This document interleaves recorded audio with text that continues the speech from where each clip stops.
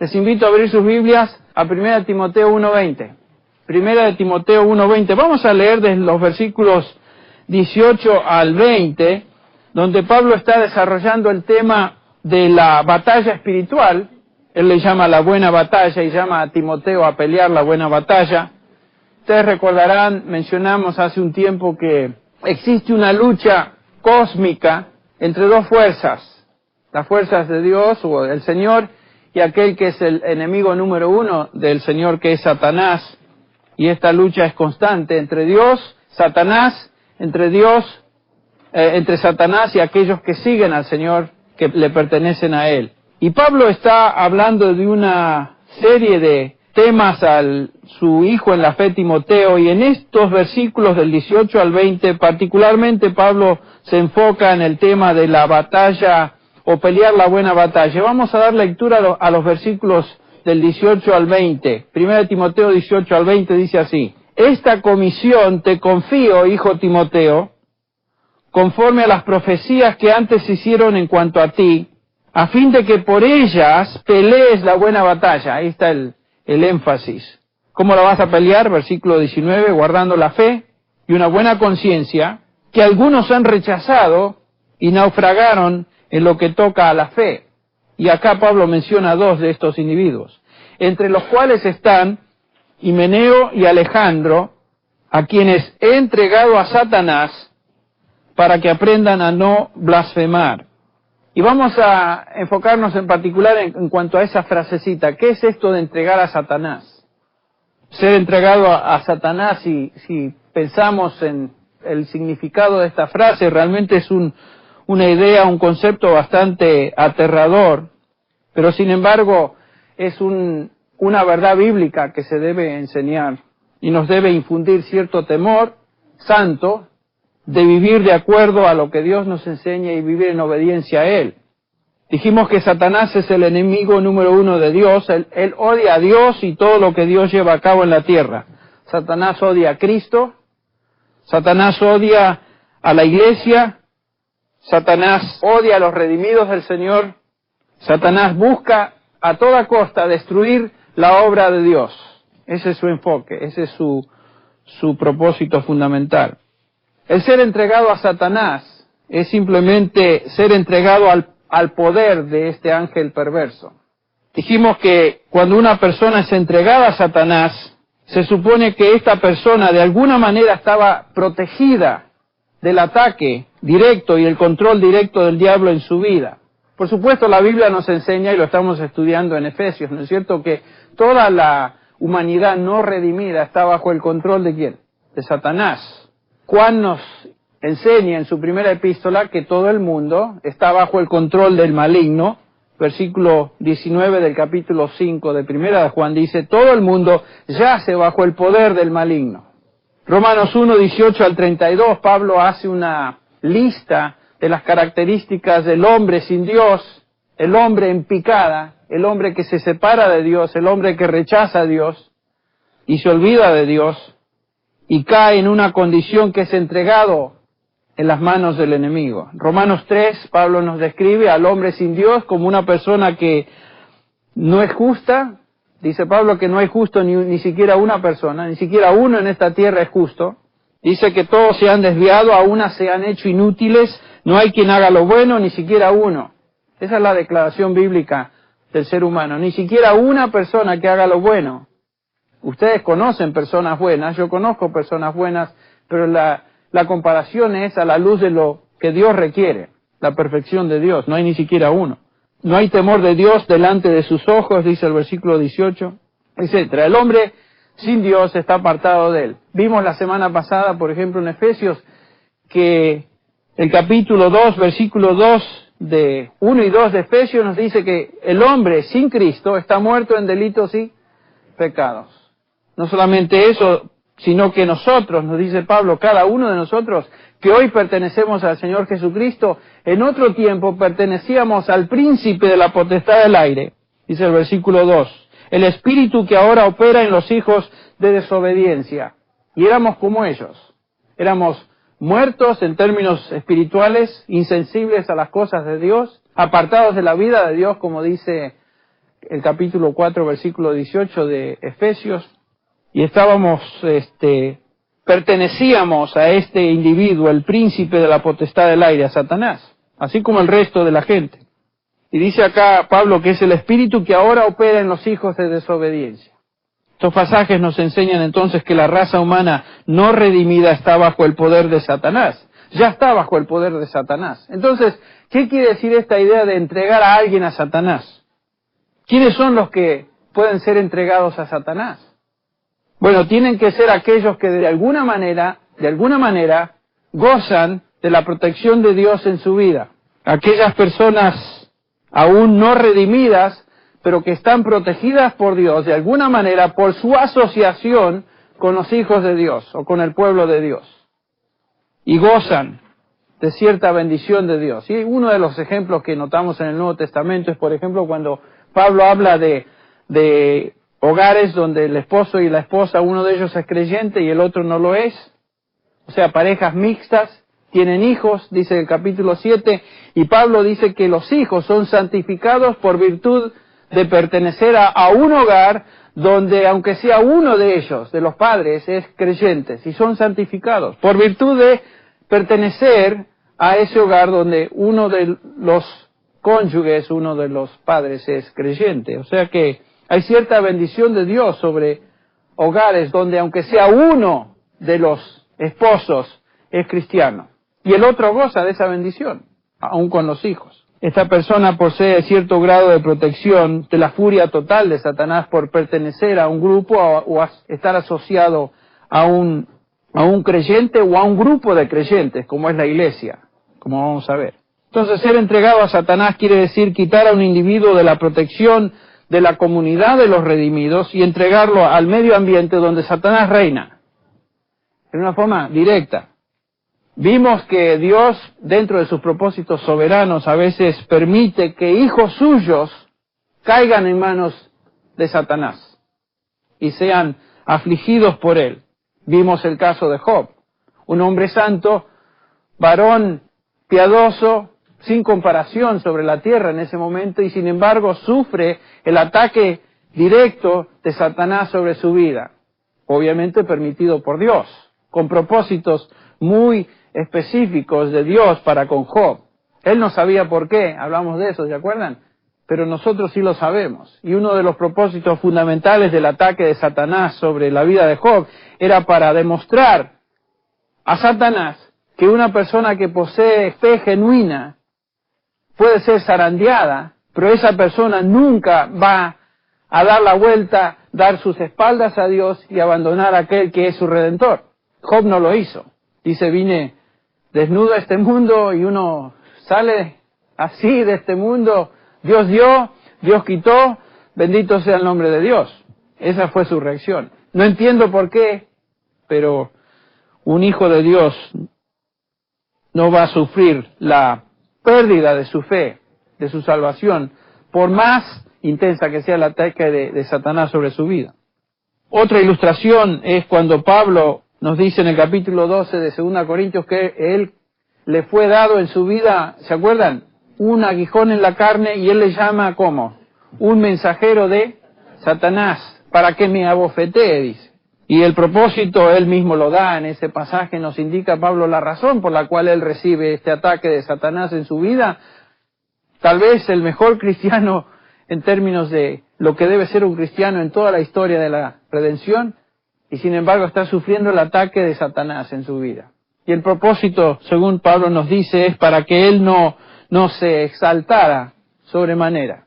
Claro, Pablo era una persona que había recibido revelación especial de Dios, una persona que había sido expuesta a cosas que Dios no dio a conocer a otros, y posiblemente Pablo se sentía una persona tal vez importante, no sabemos, pero él dice, para que no me enaltezca sobremanera, me fue dado un mensajero de Satanás. Bueno, este es un propósito positivo que Dios tenía para entregar a Satanás a Pablo en ese sentido, con propósitos positivos en su vida. Otro ejemplo es Pedro, cuando nos dice el Señor que él fue pedido por Satanás junto con los demás, pero en particular Pedro para ser zarandeado, y es una prueba que Dios le permitió pasar a Pedro, y el propósito en el caso de la vida de Pedro era para que él, habiendo pasado a través de ese fuego de la prueba, siendo entregado a Satanás de esa manera, pudiera también en el futuro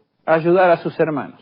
O sea, propósitos positivos de el ataque directo de Satanás sobre la vida de un creyente. En Apocalipsis 6 y 7 leemos acerca de creyentes, toda una generación de creyentes que es expuesta al ataque directo de Satanás durante la gran tribulación, y no solamente que son expuestos al ataque, sino que son asesinados en manos de Satanás. Y leemos en los versículos 14 y 15 de Apocalipsis 7 que Juan dice, yo le respondí, Señor mío, tú lo sabes. Y él me dijo, estos son los que vienen de la gran tribulación y han lavado sus vestiduras y las han emblanquecido en la sangre del Cordero. Por eso están delante del trono de Dios y le sirven día y noche en su templo. Y el que está sentado en el trono extenderá su tabernáculo sobre ellos. Una generación entera de creyentes que sufrió la furia de Satanás sobre sus vidas, más tarde son librados y están expresando a Dios, alabanzas a Él por haber pasado por ese fuego. Una ilustración de que cuando Dios permite el ataque de Dios sobre sus hijos, los resultados en formas particulares son positivos. Es una generación de creyentes incomparable a otras generaciones. Cada una de estas ilustraciones de verdaderos creyentes demuestran que Dios a veces, en sus propósitos soberanos, entrega en manos de Satanás a sus propios hijos. Pero hay propósitos positivos, pero a veces Dios entrega a Satanás, a ciertas personas, en manos de Satanás, a ciertos individuos con propósitos negativos. En otras palabras, aquí estamos hablando de juicio. El propósito acá es de juicio sobre ciertos individuos. En algunos casos, individuos son entregados a Satanás para juicio, y en la Biblia encontramos varios ejemplos. Por ejemplo, en 1 Samuel 16, tenemos aquí el relato de David, rey de Israel, quien reemplazó a Saúl como rey de esa nación. Nos dice que el versículo 13 es que Samuel tomó el cuerno del aceite y lo ungió en medio de los hermanos, y el Espíritu del Señor vino poderosamente sobre David desde aquel día en adelante. Luego Samuel se levantó y se fue. Aquí nos dice que el Espíritu Santo viene sobre David en una forma singular. La unción de David para ser rey de Israel. En el caso de David, él recibe la unción del Espíritu y Dios quita la unción que él había ya dado al rey Saúl. Por ejemplo, en contraste al recibimiento de esta unción particular, nos dice 1 Samuel 16:14, el Espíritu del Señor se apartó de Saúl y un espíritu malo de parte del Señor le atormentaba. Ustedes recuerdan que el ministerio del Espíritu Santo en el Antiguo Testamento era un ministerio que en ciertos sentidos tenía características distintas al ministerio del Espíritu Santo después del día de Pentecostés en adelante. En el Antiguo Testamento a veces el Espíritu Santo venía sobre un individuo y lo ungía para una tarea especial y particular. El caso de gobernar una nación, como lo fue Saúl, como lo fue David. No necesariamente indicaba esto salvación en cuanto a la persona que recibía esa unción para ser profeta o para ser rey, pero en el caso de David y en el caso de Saúl, lo que está diciendo acá el pasaje es que el Espíritu Santo de Dios vino sobre ellos para gobernar. Y acá vemos que Saúl, nos dice acá el pasaje que el Espíritu de Dios se aparta de él y un espíritu malo viene a atacarlo, a dañarlo. ¿Qué quiere decir esto? Bueno, algunos se preocupan por estas palabras de que un espíritu del Señor le atormentaba, y no se explican cómo es que un espíritu malo pueda venir sobre una persona de parte de Dios. Pues eso no quiere decir que ese espíritu malo vivía con Dios o estaba con Dios, sino que Dios permitió que un espíritu malo, un demonio, atacara a Saúl. Así como permitió en el caso de Job que Satanás mismo atacara a Saúl, lo cual nos dice que ni aun los espíritus malignos están bajo el control y la soberanía de Dios, no pueden ni siquiera hacer ningún daño a uno de los hijos de Dios a menos de que Dios se lo permita. Entonces acá vemos que Saúl es entregado a Satanás a causa de su desobediencia. Saúl fue una persona rebelde. una persona que no fue obediente a Dios así como lo fue David. Nos dice en 1 Samuel 15:23, porque la rebelión es como el pecado de adivinación y la desobediencia como iniquidad e idolatría, por cuanto has desechado la palabra del Señor, Él te ha desechado para que no seas rey. Este es el juicio de Dios para con Saúl. Saúl había sido un rey desobediente a Dios y demostró al final ser un hombre impío. Y Dios le rechaza como rey y envía un espíritu inmundo para que lo torture hasta el día de su muerte. Pregunta, ¿fue Saúl creyente o incrédulo? Bueno, no sabemos exactamente. Por afuera él aparentaba ser creyente, pero por sus acciones demostraba que era una persona desobediente, y eso fue un patrón en su vida, lo cual me indica que tal vez él no haya sido salvo.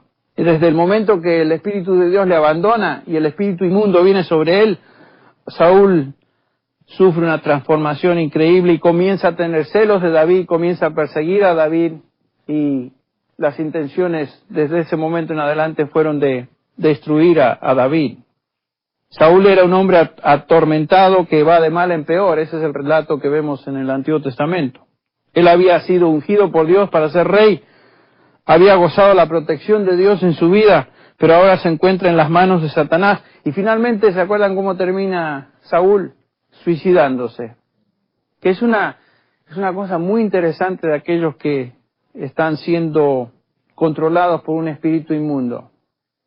Otra persona que termina de la misma manera en el Nuevo Testamento es ¿quién? Judas. Tenemos el caso de Judas. El relato nos describe a Judas como una persona que estuvo con el Señor, gozó de la protección del Señor, de las enseñanzas del Señor, y sin embargo no fue uno de ellos. Fue uno de ellos por afuera, uno de los discípulos, pero no fue uno del Señor, porque el mismo Señor Jesucristo le llama diablo, una persona que dio sus espaldas y se volvió en contra del Señor. En Juan 13:21 leemos estas palabras: habiendo dicho Jesús esto, se angustió en espíritu y testificó y dijo, en verdad os digo que uno de vosotros me va a entregar. Los discípulos se miraban unos a otros y estaban perplejos, sin saber de quién hablaba. Imagínense, Judas era tan parecido al resto que los demás no sabían de quién hablaba. Aparentemente por afuera Judas dio evidencias de pertenecer realmente al grupo, pero sabemos que no, Cristo conocía su corazón. Uno de sus discípulos, el que Jesús amaba, estaba a la mesa reclinado en el pecho de Jesús. Por eso Simón Pedro le hizo señas y le dijo, dinos de quién habla. Entonces Jesús respondió, es aquel a quien yo daré el bocado que voy a mojar, y después de mojar el bocado lo tomó, se lo dio a Judas, hijo de Simón Iscariote. Judas, quien por 3 años había estado con el Señor, imagínense, había pertenecido al grupo de apóstoles, había gozado de todos los privilegios de pertenecer a ese grupo, había sido enseñado por el mismo Señor Jesús, había sido testigo de la perfección del Hijo de Dios, de sus milagros, de sus enseñanzas. Imagínense, y de repente le da las espaldas por 30 miserables piezas de plata. 30 monedas de plata. Pero noten lo que leemos en el versículo 27, que yo creo es uno de los pasajes más trágicos de la Escritura. Escuchen lo que dice. Y después del bocado, Satanás entró en él. Entonces Jesús le dijo, lo que vas a hacer, ¿qué? Hazlo pronto. Es un caso de un control directo ahora de Satanás. Fue directamente entregado a Satanás para juicio, habiendo gozado de cierta protección por pertenecer al grupo de apóstoles, y ahora es entregado a Satanás, y como Saúl terminó su vida en el suicidio y su alma en el infierno eterno, entregado a Satanás para juicio. Definitivamente Judas no era creyente, pero tenemos casos como Hechos 5, donde aparentemente aquí tenemos una pareja de creyentes. Y sin embargo, en el caso de Ananías y Zafira, ambos son entregados en manos de Satanás y sufren el juicio de esta entrega. Y leemos lo siguiente en el capítulo 5 de Hechos. Pero cierto hombre llamado Ananías con Zafira, su mujer, vendió una propiedad y se quedó con parte del precio. Sabiéndolo bien su mujer, trayendo una parte del mismo lo puso a los pies de los apóstoles. Bueno, de alguna manera el Espíritu Santo le indica a Pedro que lo que habían hecho era una movida media tranza, ¿no? Había algo malo ahí. Prometieron dar el precio total de la venta a los apóstoles, pero se quedaron con parte, pretendiendo, ese era el pecado, la mentira, que habían dado todo, para recibir el aplauso de los hermanos, ¿no? Que nosotros qué generosos somos.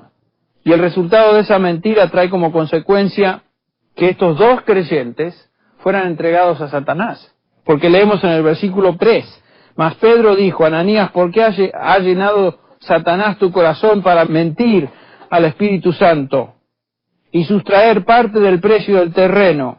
Mientras estaba sin venderse no te pertenecía y después de la vendida no estaba bajo tu poder.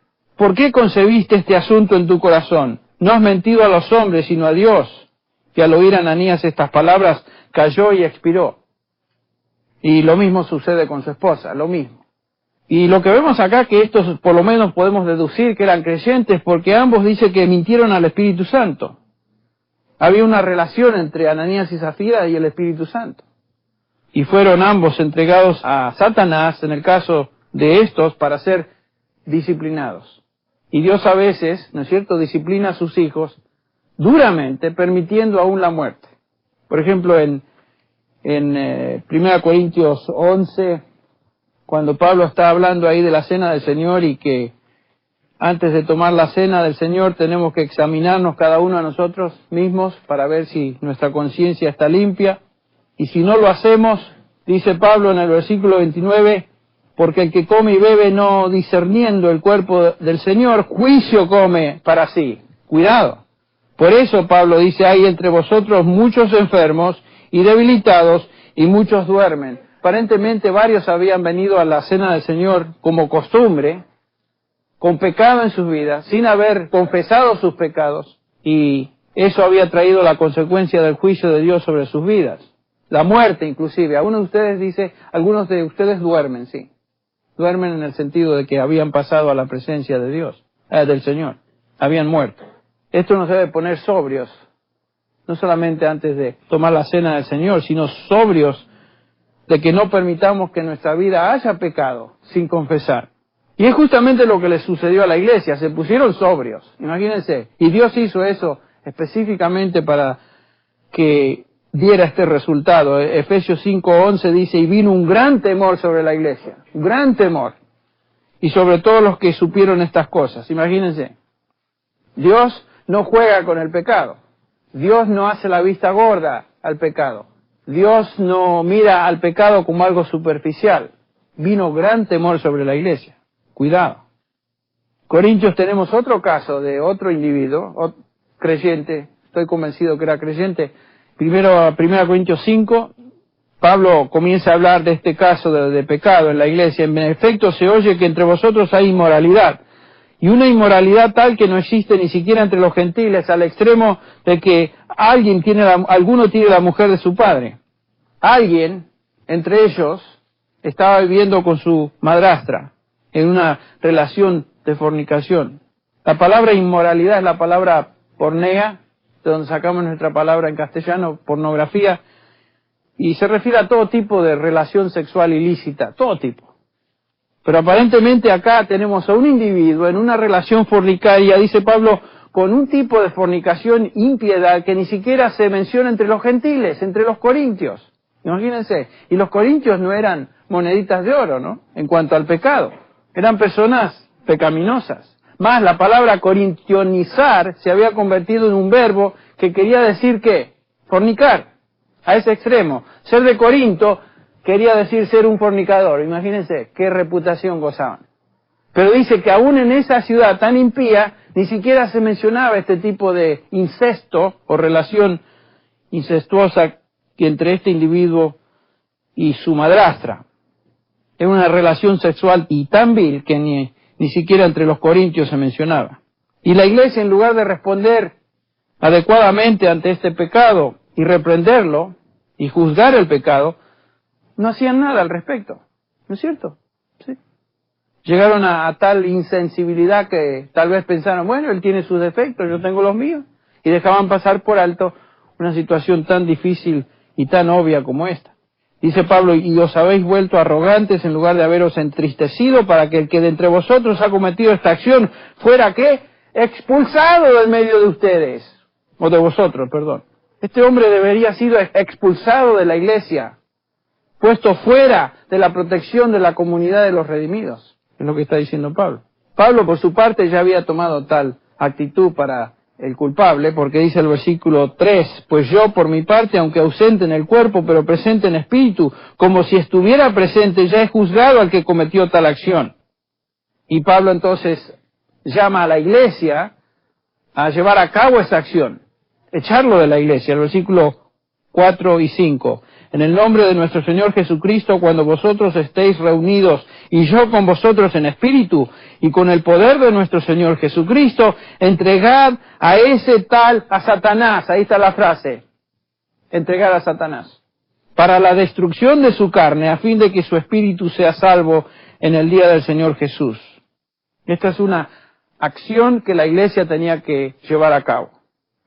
Dios delega a la iglesia la autoridad de ejercer disciplina cuando hay pecado en medio de ella.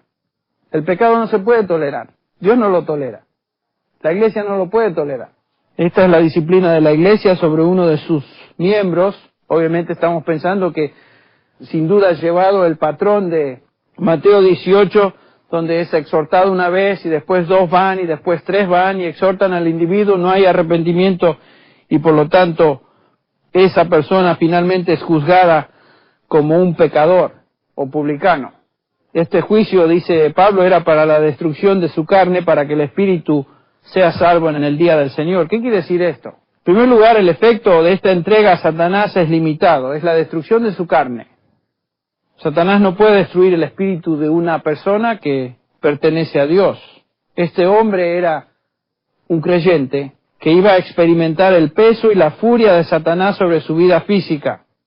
Satanás puede destruir el testimonio, la eficacia, mandar enfermedad, a veces causar la muerte, porque Dios se lo permite. Pero Satanás no puede destruir el alma de uno de los hijos de Dios. A veces ciertos individuos en una congregación experimentan la intensidad del ataque del maligno en sus vidas a causa de su pecado. La iglesia es responsable de confrontar el pecado en la vida de sus miembros, pero a menudo la iglesia ni siquiera sabe de alguno de ellos que andan mal. Hay creyentes que hay pecado en su vida, no están arrepentidos, hay algo escondido en ellos. Dios lo sabe, aunque la iglesia no lo sepa. Y Dios sí juzga. Aunque la iglesia no ejercite su autoridad de disciplina, Dios disciplina a los suyos, ¿no es cierto? Es lo que nos dice Hebreos 12. A todo aquel que ama, Dios ¿qué? Disciplina y azota a todo aquel que recibe por hijo. ¿Y saben lo que va a suceder? A veces estas personas manifiestan actitudes que no son correctas de repente, comienzan a manifestar rarezas, desconformidad, amargura, hostilidad, tal vez se van de la congregación y más tarde nos enteramos que han caído en algún pecado terrible. Y los resultados de eso se traducen en todo tipo de aflicción para su vida, para su cónyuge, para su familia, para todo el mundo. Dios los está juzgando. Han sido entregados en manos de Satanás. Enfermedad, divorcio, familias destruidas, desequilibrio emocional, pérdida de trabajo, muerte de seres queridos, drogas entre los hijos, etcétera, etcétera. Esto nos debe llevar a una actitud de tener temor, ¿no es cierto?, delante de Dios. Dios no deja pasar el pecado en la vida de sus hijos. Aunque la iglesia no lo sepa, Dios lo sabe. Y Él va a disciplinar, y a menudo esta disciplina es entregar a esa persona en manos de Satanás, para la destrucción de su carne, que tiene, como dijimos, varias manifestaciones. Si usted está en la iglesia y no conoce al Señor como su Salvador personal y continúa viviendo una vida pecaminosa, cuidado porque la Biblia dice, terrible cosa es caer en manos del Dios vivo. Terrible cosa es. Si usted es creyente y está tolerando y disfrutando algún pecado que nadie conoce, recuerde que Dios sí lo conoce, sí conoce su corazón. No se exponga a ser disciplinado por el Señor y ser entregado en manos de Satanás. Yo creo que a menudo la Biblia nos llama a examinarnos a nosotros mismos y ver qué hay en nuestro corazón. Examíname, oh Dios, dice el salmista, Salmo 139, y ve si hay en mí camino de perversidad y guíame por el camino eterno. A veces tenemos que pedir al Señor, Señor, ayúdame a ver si hay perversidad en mi corazón y guíame. Regresando ahora a este texto de 1 Timoteo, Pablo le exhorta a Timoteo a pelear la buena batalla. Timoteo era responsable para con la iglesia, era responsable para con el Señor mismo, manteniendo una buena conciencia, y era responsable de enfrentar al enemigo, quitar de en medio de la iglesia a aquellos que estaban enseñando falsa doctrina o viviendo de una forma pecaminosa. Y Pablo le había dado el ejemplo ya a Timoteo, echando de la iglesia a dos individuos que se mencionan en este pasaje. Sus nombres son Himeneo y Alejandro. Estos eran dos posiblemente líderes de la congregación, tal vez ancianos de la congregación, no sabemos con exactitud, pero nos dice acá que enseñaban falsa doctrina y no tenían una conciencia pura. Dice el versículo 19, guardando la fe y una buena conciencia, que algunos han rechazado y naufragaron en lo que toca la fe. Por lo general, la conciencia corrupta va acompañada de una conducta corrupta. Si una persona tiene una mente sucia, una conciencia sucia, por lo general se va a reflejar en su manera de comportarse. El problema en Éfeso era que algunos en el liderazgo se habían apartado de la fe. La fe que nos dice Judas fue entregada a los santos una vez y para siempre, la fe apostólica, y se habían dedicado a enseñanzas de tipo especulativas, como dice el versículo 6 y 7 de Timoteo. Estos individuos, tales como los que mencionamos acá, dice, algunos de ellos, habiéndose desviado, se apartaron en pos de vanas palabrerías, queriendo ser maestros de la ley sin entender ni lo que hablan ni lo que afirman con tanta seguridad. Eran parlanchines teológicos. Hablaban, decían cosas, ni siquiera sabían lo que afirmaban. Enseñaban falsa doctrina. Y estos, dice Pablo, tuvieron que ser quitados de la iglesia. Pablo dice que los entregó a Satanás. Los expulsó de la iglesia, entonces los separó de la comunidad de los santos, fuera de la protección que Dios extiende a los suyos. Estos hombres eran falsos maestros, eran falsos cristianos. Dice Pablo que los entregó a Satanás para que aprendan a no, ¿qué? Blasfemar. La palabra aprender es paideuo, de donde sacamos nuestra palabra pedagogo. Se usa a veces para indicar azotes y castigo por medio de golpes. Por ejemplo, en Lucas 23:16 dice, por consiguiente, después de castigarle, le soltaré. La palabra castigar es paideusa, es la misma raíz. Pilato en referencia a los azotes que le dieron al Señor. 1 Corintios 11:32, pasaje al cual me referí hace un instante, dice Pablo, pero cuando somos juzgados, el Señor nos disciplina, nos paideúa, nos da de azotes, para que no seamos condenados con el mundo. Dios nos disciplina a veces duramente por medio del azote. Hebreos 12, cada vez que se menciona la palabra disciplina, ahí es la misma palabra. Dijimos que Dios al que ama, disciplina y azota a todo aquel que recibe por hijo. No sabemos qué sucedió con estos dos individuos, Himeneo y Alejandro, pero podemos deducir que fueron expuestos a tremendo castigo físico por su blasfemia. Ahora, ¿qué es la palabra blasfemar? En griego es la misma, blasfemuo. Blasfemar es simplemente, quiere decir hablar mal de Dios. Y no solamente puede uno hablar mal de Dios por palabras o por medio de palabras, que es la doctrina falsa. Decir algo que es incorrecto acerca de Dios es blasfemar su nombre, porque estamos enseñando algo que Él no es o Él no dice, sino que uno también puede blasfemar a Dios por medio de la conducta, ¿no es cierto? Uno blasfema a Dios cuando se comporta de una manera contraria a su voluntad. Eso es hablar mal de Él. Si yo me llamo cristiano, si soy de Cristo, confieso y profeso a Cristo y me comporto como el diablo, estoy blasfemando el nombre de aquel que llamo mi Señor. Estamos hablando mal de Él. Eso es blasfemar. Y sí, los creyentes pueden blasfemar. En conducta y en palabra. Porque, por ejemplo, en Efesios 4:31 dice Pablo, sea quitada de vosotros toda amargura, esto es a los creyentes, toda amargura, enojo, ira, gritos, maledicencia. La palabra es blasfemia. Los creyentes pueden blasfemar. Pueden hablar mal de Dios. Tenemos que tener mucho cuidado cómo usamos nuestra boca en referencia a Dios y cómo nos conducimos. ¿Estamos hablando bien de Él o estamos hablando mal de Él? Y si la respuesta es, estamos hablando mal, ya sea en conducta o palabra, temamos, porque ese es el propósito de esta enseñanza, temer. Entonces, dos realidades bíblicas en cuanto a ser entregado a Satanás. Dios a veces, en su diseño soberano y con un propósito positivo, entrega a Satanás a algunos de sus hijos. En otras ocasiones, Dios también entrega a Satanás a ciertos individuos, creyentes y no creyentes, con un propósito negativo, disciplinarlos. Entregar a Satanás, entonces, es el acto de Dios por el cual Él remueve a un individuo de su protección y lo entrega bajo el control o en manos de aquel o al medio ambiente que Satanás controla. Eso es terrible. Eso es terrible. ¿Cómo podemos ser evitados ser entregados en manos de Satanás? Bueno, si tú no eres creyente, si no eres del Señor, lo primero que tienes que hacer es entregarte a Él. Decir, Señor, yo soy pecador, ya pertenezco, según lo que entiendo, al medio ambiente del enemigo. Lo que me dice la palabra es que soy un hijo de desobediencia, estoy bajo la dirección del príncipe, la potestad del aire, como acabamos de leer. Señor, perdóname, límpiame, me entrego a ti. Perdóname, soy pecador, lo confieso. Yo sé que el único camino es el Señor Jesucristo, no hay otra forma. Por gracia sois salvos por medio de la fe, no hay otra forma. Porque por las obras de la ley, dice Pablo, ¿cuántos pueden ser justificados? Nadie puede ser justificado. Lo repite en Romanos y lo repiten en Gálatas. Nadie puede ser justificado. Es por medio de la fe. Por gracia sois salvos por medio de la fe. Confiar en lo que Cristo hizo a tu favor. Murió en la cruz llevando los pecados del mundo. Nos dice acá que aquellos que hemos hecho eso, aquellos que nos entregamos al Señor, fuimos transferidos del dominio de las tinieblas y fuimos trasladados al reino de su amado Hijo, Colosenses 1:13. Gracias a Dios. Éramos de las tinieblas y hoy somos de la luz.